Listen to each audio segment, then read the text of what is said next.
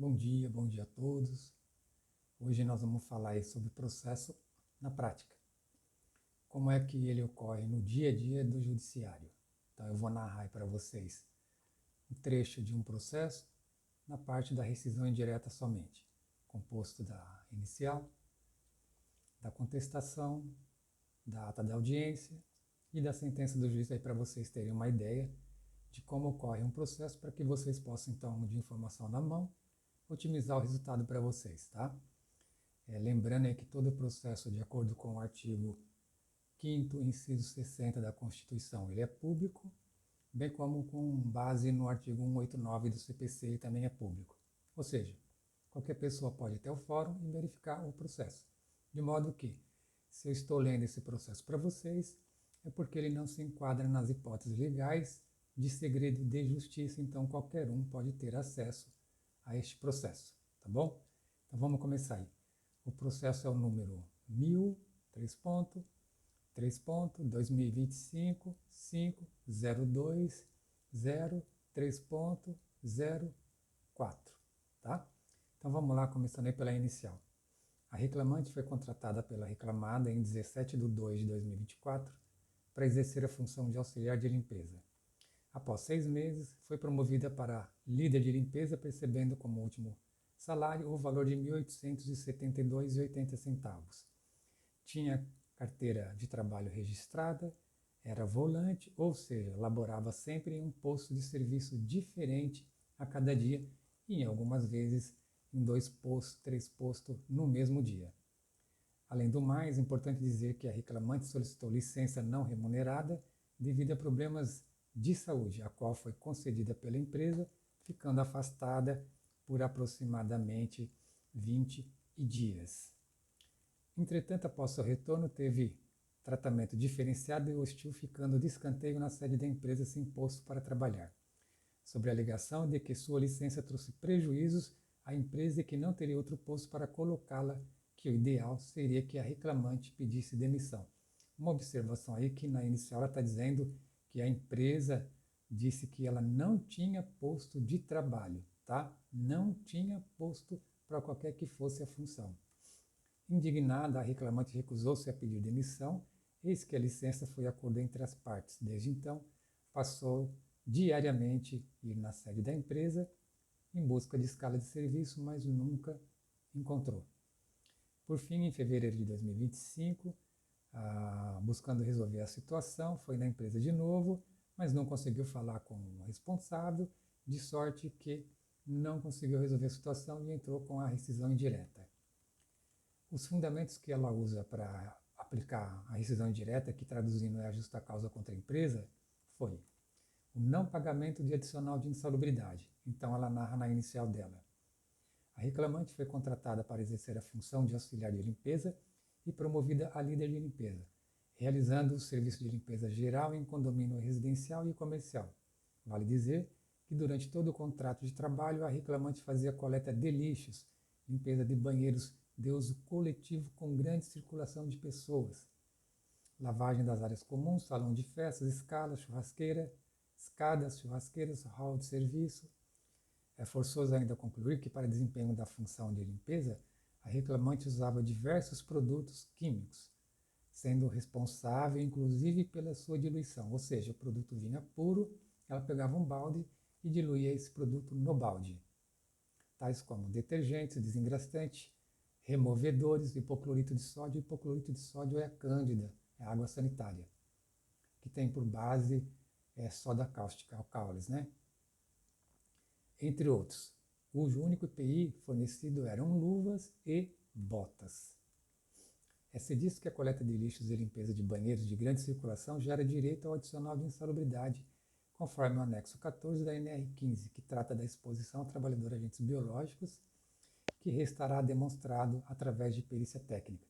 Ou seja, num pedido de insalubridade, tem que fazer uma perícia técnica para averiguar se de fato aqueles agentes, ambiente era de fato ruim para a saúde humana. Nesse sentido, a ausência do pagamento do adicional de insalubridade revela-se falta grave patronal, ensejando a rescisão indireta, conforme o entendimento do TST, colhendo o Tribunal Superior do Trabalho. Outro fundamento que ela usou para a rescisão indireta foi o não pagamento do prêmio de assiduidade. Então ela diz assim: Excelência, vale destacar que a reclamada, ao ser contratada como volante, foi comunicada que pelo deslocamento diário para diversos postos receberia um adicional chamado de prêmio assiduidade. Contudo, mesmo cumprindo as regras atuando como volante, nunca recebeu a bonificação prometida. Ou seja, a empresa suprimiu da reclamante durante a vigência do contrato de trabalho a bonificação pactuada. Nesse sentido, a reclamada suprimiu o aviso sem qualquer justificativa, cujo adicional é uma tratativa e essencial para a composição da renda da reclamante.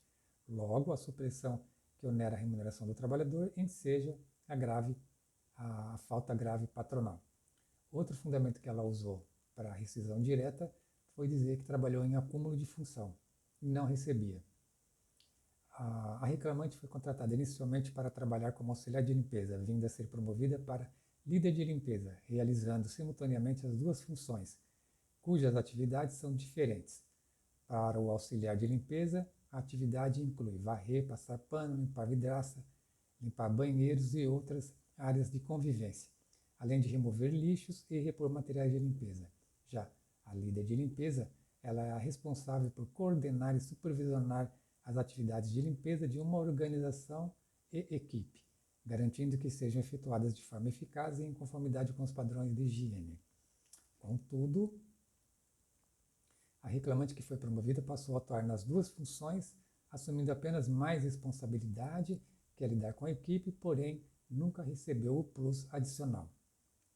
Nesse sentido, encontra-se entendimento que, em caso de acúmulo de função, é declarada a rescisão patronal. Ela está dizendo que o judiciário reconhece que quando há efetivamente acúmulo de função e restou isso provado, também o não pagamento do acúmulo de função é fundamento para a rescisão indireta. Outro fundamento que ela usou para pedir a rescisão direta foi descontos indevidos a respeito de faltas supostamente injustificadas e de contribuição assistencial que ela não autorizou o pagamento. Então ela diz: como não bastasse a reclamada suprimir a bonificação prometida, mensalmente efetuava descontos na folha de pagamento da reclamante de forma injustificada e não autorizada, diminuindo consideravelmente o poder aquisitivo da reclamante. Vale dizer que a reclamante, das poucas vezes que faltou, sempre apresentou atestados, os quais deveriam ser abonadas. Porém, devido falha no sistema do aplicativo, muitas das vezes a reclamante estava trabalhando e constava faltas. Por outro lado, a reclamante nunca se filiou a nenhum sindicato e tampouco autorizou quaisquer desconto dessa modalidade. Porém, sempre que questionado, a empresa se recusava a estornar o valor das alegações que era obrigatório. Logo, os descontos indevidos e não autorizados caracteriza diretamente a rescisão indireta por falta patronal. Neste viés, comprovado que a reclamada descumpriu com deveres emanados do contrato de emprego, cometendo faltas graves, conforme demonstrado, tornando insuportável a manutenção do vínculo empregatício, roga-se pelo reconhecimento da rescisão indireta, amparado pelo dispositivo do artigo 483, a linha D. Certamente que, por conta do direito ao contraditório e ampla defesa, ao devido processo legal, a empresa tem o direito de se defender, então, e eles apresentam a defesa deles. E aí a reclamada, então, ela começa. A reclamada não pode concordar com a pretendida rescisão direta, vez que jamais houve descumprimento contratual que possa ensejar o rompimento indiretamente. As alegações obreiras não correspondem à realidade dos fatos, documentos e direitos constantes dos autos e, desde já, restam impugnadas pela reclamada por falta de supedâneo fático e legal. A reclamante nunca teve que fazer hora extras, sendo certo que todas as anotações do contrato do controle de ponto estão corretas. Mesmo porque, se realizasse horas extras, estaria recebendo por essas nos olerites de pagamento. Ademais, os cartões de ponto não demonstram jornada britânica, caindo por terra a sua assertiva. Ainda nas eventualíssimas vezes em que realizou horas extras, recebeu pelas mesmas nos olerites de pagamento. Com relação ao adicional de insalubridade, é certo que a reclamante não trabalhava em contato com produtos insalubres, sem os devidos equipamentos de proteção individual. Da mesma forma, procede o pleito de acúmulo de função por indevido que é, conforme estará demonstrado. Para que seja devida a rescisão indireta, é necessário que o reclamante comprove uma das hipóteses elencadas no artigo 483 da CLT. Contudo, a reclamada contesta nessa defesa todos os itens elencados em seus tópicos próprios. A reclamada não deixou de cumprir suas obrigações contratuais e legais, não deixou de observar o princípio da pacta sunt servanda, enfim, não praticou qualquer falta que tornasse impossível a manutenção do vínculo empregatício. Feito tais considerações, temos que a reclamante altera a realidade dos fatos, acarretando a inexorável conclusão de litigância de má-fé. Portanto, inaplicável a linha D do artigo 483 da CLT. Assim, ausente a falta grave para a rescisão indireta do contrato de trabalho, eis que o empregador apenas fez valer o seu direito, sem ofender os direitos do reclamante, em benefício do andamento do trabalho, indevido pleito de verbas rescisórias. Desta forma, a rescisão contratual deverá ser entendida como pedido de demissão, em que partiu do reclamante o interesse de não mais trabalhar. Feito isso, a empresa anexa todo o histórico de trabalho do reclamante, que é dezenas, centenas de documentos, para provar as suas alegações. E aí então o juiz vai ouvir as partes, testemunha, preposto, autor, e começa pelo depoimento pessoal do reclamante, que diz que seu último dia de trabalho foi em 4 de 2 de 2025, que era volante, que após a licença não remunerada foi chamada à base e foi informada de que havia posto para atuar como líder e deveria retornar ao serviço de auxiliar de limpeza, razão pela qual ajuizou a rescisão indireta, que enquanto líder auxiliava os demais auxiliares de limpeza, porque sempre havia faltas e o posto era muito grande, que diluía cloro, que trabalhava das 8 às 17 de segunda a sexta, com 1 hora de intervalo, e em sábados intercalados, e feriado das 8 às 12, que registrava o ponto pelo aplicativo no celular, mas às vezes não havia sinal no celular, que diziam que iam ajustar o ponto, mas não tinha acesso a ele, que também trabalhou das 8 às 16h20 de segunda a sábado e feriado das 8 às 12, com 1 hora de intervalo, que o feriado era pago, que aconteceu de trabalhar e receber faltas.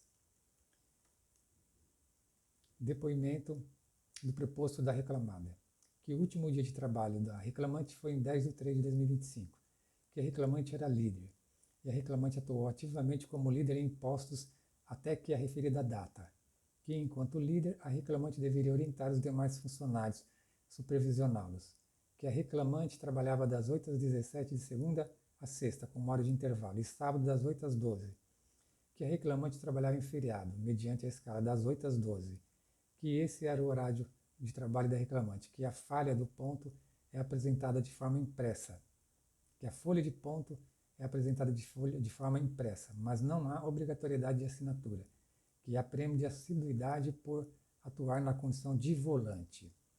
Aí vem a testemunha do reclamante, que trabalhou na empresa reclamada por 8 meses, no ano de 2024, quase no final do ano, em meses dos quais não se recorda, que era auxiliar de limpeza, que trabalhou no mesmo posto que a reclamante, por cerca de 4 a 5 meses, que a reclamante fazia a mesma função do depoente, que trabalhava das 8 às 16 com 1 hora de intervalo, na escala 6 por 1, que aos feriados trabalhavam no horário normal, ou saíam por volta das 14 horas, que na saída da líder, a reclamante ficou em seu lugar e fazia as mesmas funções, que registrava ponto via celular, mas às vezes não funcionava, que no aplicativo tinha a folha de ponto, mas nem sempre havia as marcações realizadas, que quando o celular não funcionava, ligavam na reclamada e às vezes eles ajustavam, que não era volante.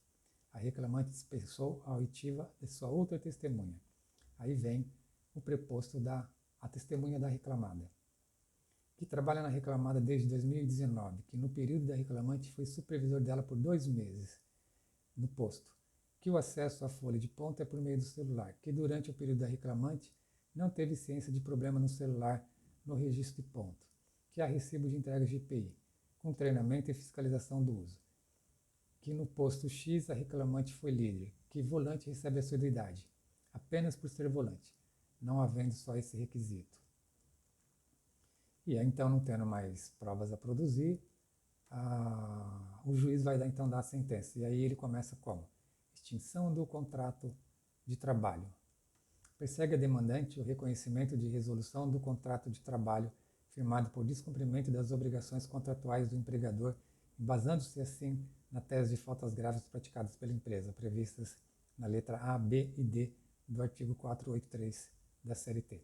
Segundo a reclamante, as irregularidades cometidas pela reclamada no curso do liame, quais sejam não pagamento do adicional de insalubridade, pré-mensalidade, realização de descontos e acúmulo de função e tratamento hostil, autorizam a considerar-se despedida indireta. Não há como dar guarida a esta pretensão da autora. Com efeito, conforme já decidido nessa sentença, não restou caracterizado o direito ao adicional de insalubridade ou ao acúmulo de função. Bem assim, são válidos os descontos a título de contribuição assistencial e faltas. Outros fim, o inadimplemento do prêmio à salubridade, que inclusive encontra-se vinculado à ausência de faltas e atrasos, não configura falta grave o bastante. Também não restou comprovada a alegação da reclamante de recusa de oferta de posto de serviço, tendo a reclamante, inclusive em seu depoimento, afirmado que não haveria posto de líder, alterando inclusive o quanto consta na petição inicial. Em decorrência disso, reconhece-se que o vínculo de emprego se desfez por ato demissional da autora na data de prolação desta sentença. Somente tendo jus esta ao pagamento das verbas exeritórias, tal como saldo de salário, 13º e férias proporcional acrescidas de 1/3. Ou seja, pessoal, a rescisão é a justa causa que o funcionário aplica contra a empresa, mas ele precisa ter provas robustas a esse respeito. Então, na realidade, aquela imagem de que a justiça do trabalho é favorável ao trabalhador é um mito, né? Ou você prova as suas alegações, ou então você não leva o seu direito. O funcionário ele pode pedir demissão, o funcionário ele pode aplicar a justa causa em desfavor da empresa, mais conhecida como rescisão indireta. Em ambos os casos, ele tem que provar as suas alegações, né? Por exemplo, no pedido de demissão, ele já pediu demissão, não vai provar porque já pediu demissão, mas ele tem que provar se tem hora extra, se tem acúmulo de função, se tem adicional de insalubridade, não é verdade? Ele tem que provar isso aí porque é o ônus que incumbe a ele. Já na rescisão indireta, ele tem que fazer essas provas também, e ele tem que fazer prova da própria rescisão indireta, ou seja, ele tem que provar que a reclamada, a empresa descumpriu o contrato de trabalho ou a lei para daí então ele conseguir a rescisão indireta. O que eu quero tentar dizer aí para vocês é que aquele que alega alguma coisa, ele tem que provar, e que não existe essa história de meus direitos, tá, pessoal? Isso é um mito, isso é um engano. Não existe essa história de meus direitos e processo ganho, mesmo na rescisão indireta, tá? Então, o pensamento de muito funcionário que diz assim, eu tenho direito ao seguro-desemprego, eu tenho direito ao fundo de garantia, isso, pessoal, significa que existe uma lei que define a existência do seguro-desemprego e do fundo de garantia, e que, se estabelecido ou concretizado aqueles requisitos, então o funcionário passa a ter o direito àquilo. O que eu quero dizer, melhor explicando, supondo que eu entre numa empresa, pela lei, se eu atingir as condições necessárias, eu vou ter direito ao fundo de garantia, ao seguro-desemprego. Me refiro ao saque do fundo de garantia, não aos depósitos mensais. Mas se eu for mandado embora da empresa com 4 meses, eu não tenho direito ao seguro-desemprego. Pessoal, eu vou sacar o fundo de garantia, os 40%, mas eu não tenho direito ao seguro-desemprego. Se por outro lado eu for dispensado imotivadamente e a empresa não me emitir as guias para fundo de garantia e seguro-desemprego, da mesma forma, eu também não tenho as guias na mão, então eu não posso ir lá na Caixa Econômica e no Poupa Tempo ou no CTR dizer eu quero meu fundo de garantia, eu quero meu seguro-desemprego. Eu não tenho as guias, então eu não tenho o direito. O direito ele tem de duas formas. Quando a lei prescreve, ela determina, ela cria um direito, e quando você atinge aquelas condições necessárias para obter aquele direito e a empresa cumpre a obrigação dela. Então, na rescisão indireta, o funcionário ele não tem o direito ao fundo de garantia e ao seguro-desemprego. O advogado ele vai buscar de todos os meios provar as alegações do reclamante, para daí então, ele tendo pedido esses direitos na rescisão indireta, na ação, ele conseguir sacar o fundo de garantia e receber o seguro-desemprego. Então, ele tem, na verdade, uma expectativa de direito, pessoal, tá? Ele tem uma expectativa de direito e não um direito líquido, tá bom? Você vê aí que foi tentado de todos os modos provar as alegações do reclamante, mas às vezes a testemunha ela não sabe todos os fatos, ela não conhece todos os fatos e que leva à perda do direito. Então é sempre bom ter muitas provas e levar muitas testemunhas. Tá bom, pessoal? Se gostaram aí do vídeo, deixe o seu like, se inscreva no canal, compartilhe porque esse conteúdo pode ajudar muita gente aí. E aí, se inscrevendo no canal, vocês vão ser avisados de novos documentos, materiais. Tá bom? Até mais, pessoal.